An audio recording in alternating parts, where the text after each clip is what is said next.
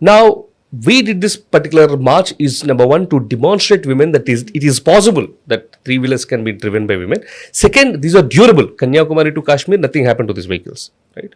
Now again, why? Simple.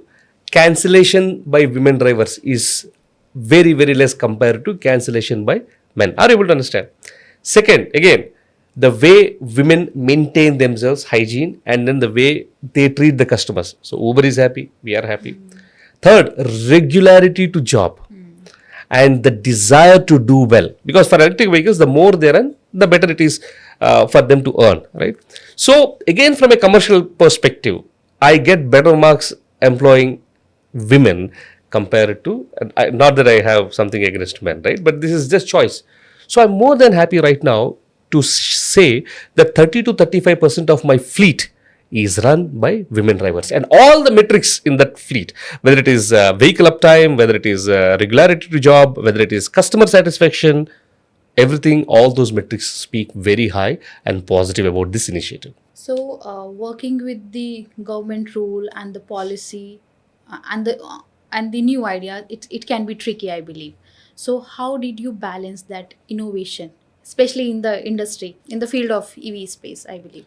So you actually asked me two questions. Yeah. Question number one, how do you manage innovation? Question number two, how do you manage the government? Right? Along with the government policy Government and policies. the new idea. Correct. Yeah. So first, let me focus upon innovation. Right. So what is innovation? Innovation is identifying a solution for a problem which was never articulated or told. And in the process of building that solution, you either make the solution so simple that it is scalable, or you make the solution so simple that it is affordable, right? The costs come down. So, in our journey, there are many innovative, I would say, projects that we have done. Let me talk about each one of them, right? If you notice electric vehicles in the few years ago, there were many news items that, right, the vehicles were burned out, the house was caught on fire, so many lives were lost. Then it went deep. Why was it happening? Interestingly, what I understood is, yeah, Indian customers are value conscious customers. Usme to koi doubt nahi hai. But what I noticed is, our customers are Indians. They spend 1.5 to 2 lakh rupees in buying a nice electric two-wheeler. But when it comes to charging, they still use the same old 16 amps plugs. Now, what's the problem with this is because those plugs are not designed for electric vehicles. Electric vehicles draw higher amps of current. So you need to have minimum 9 square millimeter wiring there. You need to have industrial plugs to withstand those temperatures. Because of which, the short circuit actually starts in the plug board, and then it quickly spreads to the batteries. And of course, batteries are highly, I would say, inflammable. And that's where you get the accidents. Then I went one step deeper. Why are the customers not investing in buying those chargers? Then I realized that a similar charger of such kind of a capacity costs anywhere between 25,000 to 30,000 rupees in the market. Then I realized, okay, one is awareness, second one is probably the cost competitiveness. So I developed a charger, a 3.3 kilowatt universal charger that can charge two-wheelers, three-wheelers, four-wheelers at a cost less than $99. IP67 protect from dust, rain and sun, and ARIS certified, metal body, and because the positioning is less than $99, that means less than 8,000 rupees, it is affordable by everybody. So, innovation one. Second thing, even then I saw people not very comfortable purchasing it. Then I went one step forward and said, hey, you know what? This product, when you want to use for your vehicle, you can use it. But when you're not using it, this can generate revenue. Very similar to the old STD booth business. You have a coin box, people come, put a coin, speak, and then at the end of the day, you collect money. And you don't have to monitor that. So that's when we started scan, charge, pay. Anybody can come, scan, pay, and charge. So this particular product has not only become a consumer product for that customer, but it also became a revenue generating asset. That's an innovation. You're able to understand? Now we started talking to the governments, we started talking to NGOs, we started talking to Infosys Foundation, Asia Development Banks. Hey, we said, hey, you work among women. Most of these women have tailoring shops, right, boutique shops, tiffin centers, etc. Why don't you set up these chargers outside their shops? It gives them at least 5 to 10,000 rupees every month without them doing anything. Wow, right? So that's what is innovation. Second innovation that we brought is we set up charging infrastructure for a company called NMDC, National Mineral Development Corporation. Now, the beauty here is they have huge mines where the grid is not accessible. So they gave us a problem statement that, hey, Rajiv, we want to deploy electric trucks, dump trucks there. But our biggest challenge is, yes, our depots have charging infra, but when the vehicles go to the mines, they don't have charging infra. So that was when we acquired a company based out of Germany called Me Energy. What does it mean? Methanol, ethanol energy. What happens? This is basically a generator that burns methanol and ethanol. Again, zero carbon footprint fuels. And they have two guns, this particular, which dispenses 150 kilowatt each CCS2. So now with this, what happens? This particular product ensures that it is independent of grid. So that's how you bring in, you understand the market needs, you understand both said and unsaid needs of the market, and accordingly you bring the product and solution which will add value to them. That's in terms of innovation. Now, the second question is, how do you do it along with the government? See, any person who starts a business with government as a customer is doomed to fail. Yes. If you are thinking that, hey, I'm going to start this business and government will be my first customer, trust me, you are starting a business to fail. Nothing wrong with you, nothing wrong with the government, but that's how the system is. You cannot start a business considering government would purchase, because for government, purchasing your product is never the mission. They have bigger plethora of things in which if it fits, it fits. So what does it mean? That means you need to identify who your customers and what your market is. Government can be an enabler. Government policies can enable your product, but you cannot build your business models based on the government as a customer. So how do we do? So what do we expect the government to do? Create platforms. Say for example, government said in Delhi, the pollution levels are almost 170 milligrams per cubic meter. The health of the people is really upset. So I am not going to allow the registration of diesel vehicles from 2030, example. So that's an enabling. Right? You can now start developing electric vehicles because you know that the government has already given a mandate or a platform that beyond 2030 they won't. Second, I will not allow diesel vehicles for deliveries. I will not allow petrol bikes for deliveries. Again, that's an enablement. Right? And government might say, hey, all my government offices, I'm going to set up public charging stations so that people don't have to worry. So government can always enable. You should be able to leverage that and build your business. Never ever build your business for the government. You are doomed to fail. My next question is, so you have grown ThunderPlus fast in this new market. So I have a very interesting question for you. Like, let's say if ThunderPlus is a movie, how you're going to define it? Like from your college life to your friend circle until now, like whatever journey you are going. This is what most of my customers also ask. How is it that you grew to 10 crores in the very first year, right? I tell them, hey, simple. I am not the first in the industry. I didn't come first. There are many players who have already come. Neither I would claim that I am the best. That's also a wrong statement. Then who are you? What defines you? I would say I'm the fastest. I decide something and I commit something to you.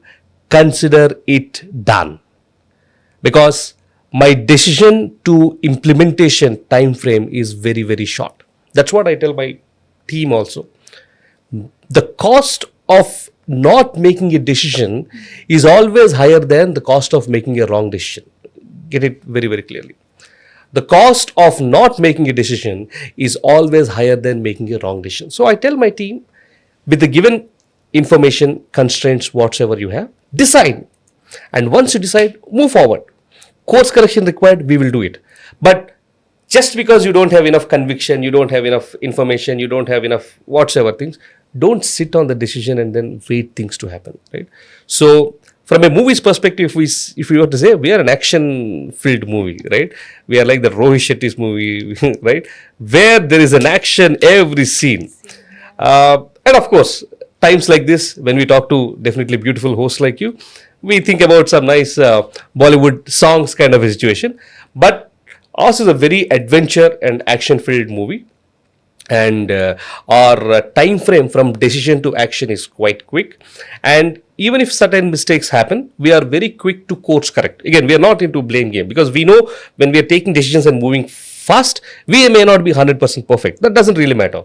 We will always make course corrections and come back. And so if you were to ask me how do you compare it with a movie, it's a fast faced right, an adventurous action movie.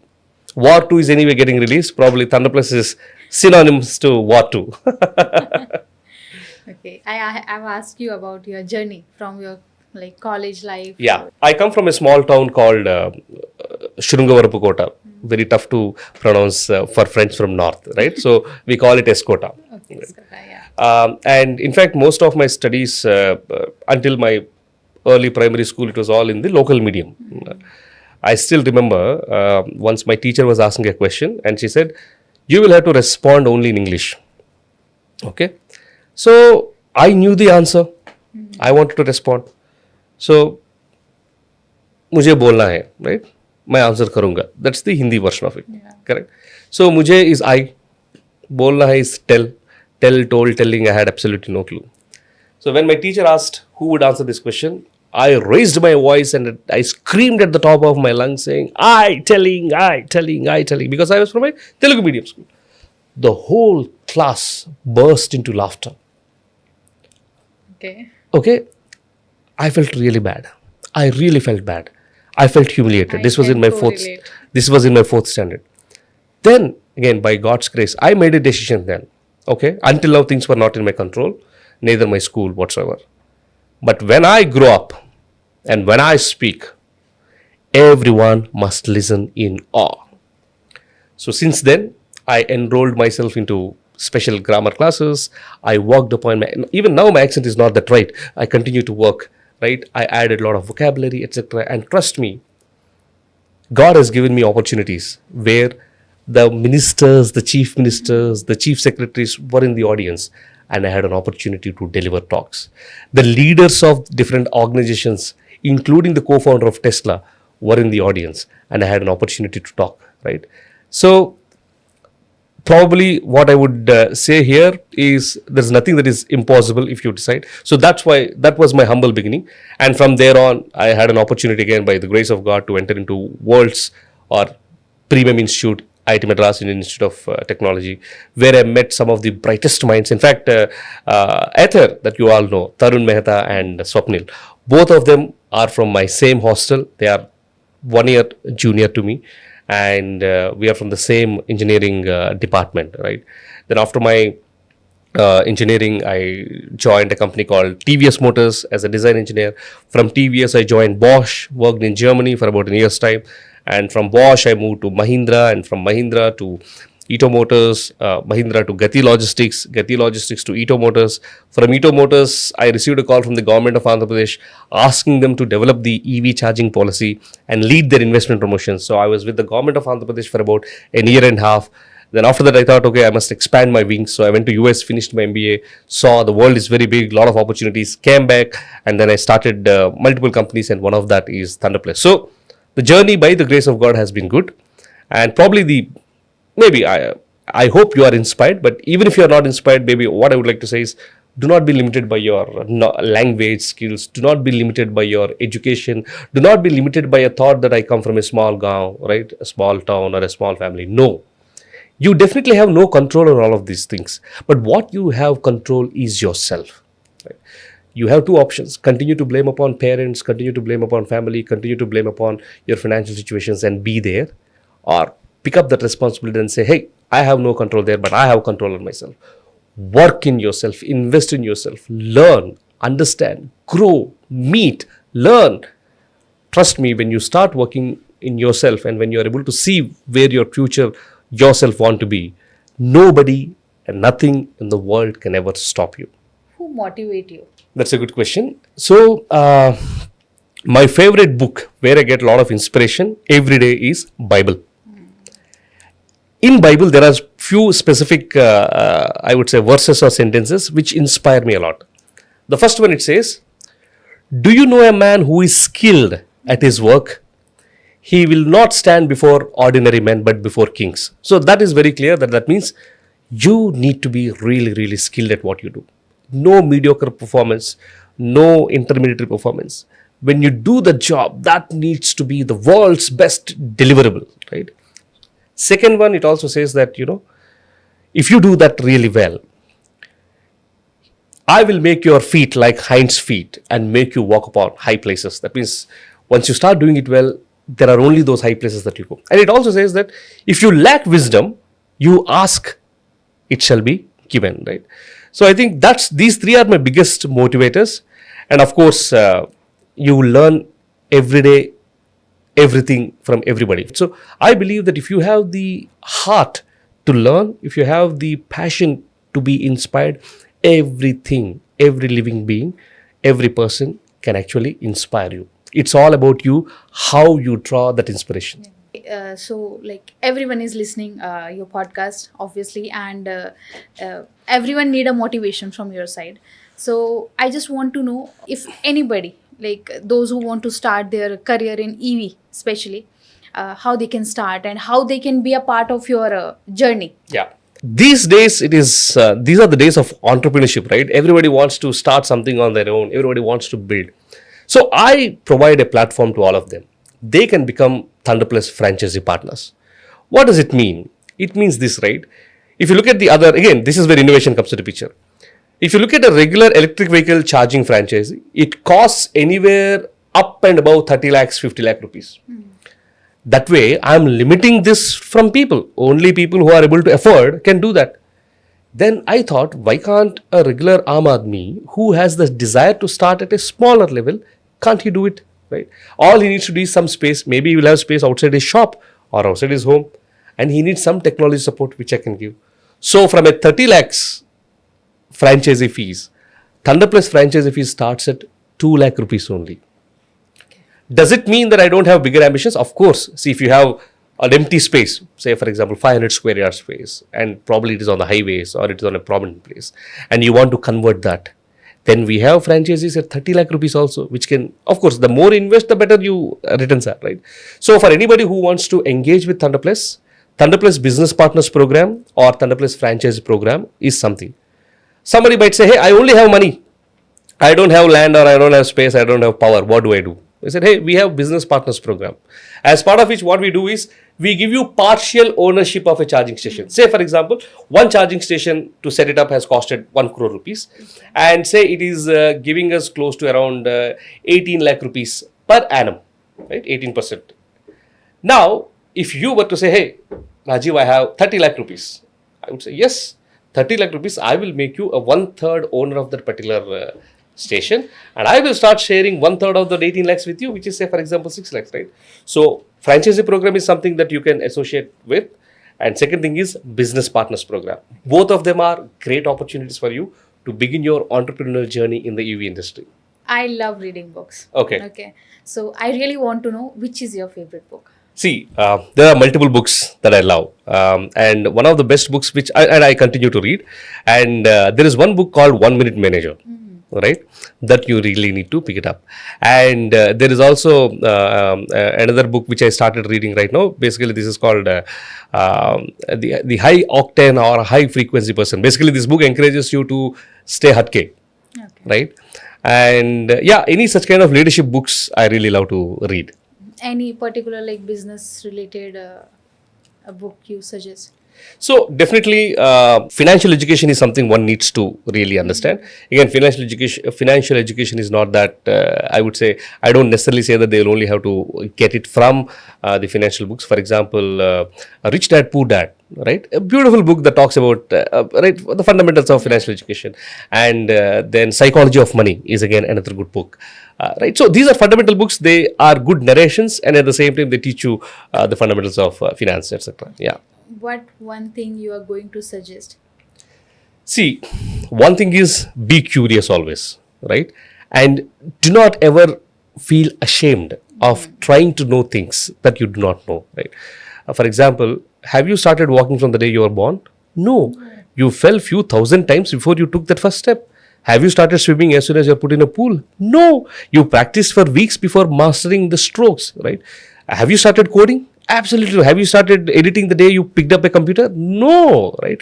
Everything has its time, and learning need not be synonymous to incapability. No, most of the times what happens is we associate ourselves learning means you're not capable. No, be shameless, be curious, learn whatever you do not want to learn, and start questioning the status quo. Don't accept, no, this is my life, that's it, I am built like this. No, start thinking. Once, see, I believe in this 3-factor formula, right? Number one, generally what people say is your actions are defined by your thoughts and are defined by your belief system. A very, very beautiful example. There is a person here who says, Arey, I anyway will fail this examination. And he will definitely fail in the examination. There is another person who is going to excel in everything that is. Major difference is simple. His belief system is he is going to fail. Yeah.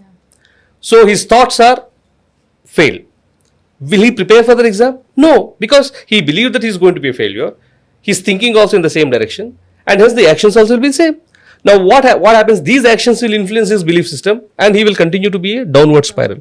Whereas the other guy comes from an, hey, मुझे ये job चाहिए. I need to crack this exam. See, the action is positive. So he will start thinking in that particular direction, and he will start preparing in that particular direction, and hence the results also positive. And once the results are positive, again it reinforces the belief system. अरे मैं तो कर सकता हूँ. Then that belief system will inspire his actions or thoughts, and those actions will result in positive things, right? So always never assume things, take things for granted, never assume negative outcome. Always believe that you are going to rock it, you are going to crack it, and you will crack it and you will rock it. Trust me. I have one more question. Like there are like number of entrepreneurs. Correct. Those who want to start their Correct. business. कुछ time तक start करने के बाद वो सोचते हैं कि नहीं, I am not going to do it, मुझसे नहीं होगा. Correct. So what is the one suggestion you are going to give them? See, it is all dependent on. See, first thing, I will not recommend that everybody should become an entrepreneur. No, Yeah. not required. That's not the right thing, right? There is a time frame. Say, for example, between 18 to 25, you do not have financial obligations, right? You do not have family commitments. You want to try. 18 to 25 is the best time for you to try entrepreneurship. You fail, that's okay. You learn a lot. But probably between 30 to 35, you are married, you have kids, you have obligations. You want to experiment, then probably I would not really encourage, right? So one thing you need to be prepared is, as an entrepreneur, you are doomed to fail, Okay. right? If you have the ability to take that failure, get into things, right?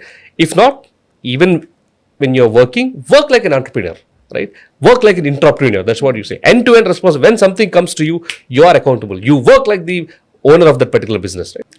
Thank you for the lovely conversation, and it's very inspiring. I learned a lot while sitting with you. Definitely our audience gonna love it.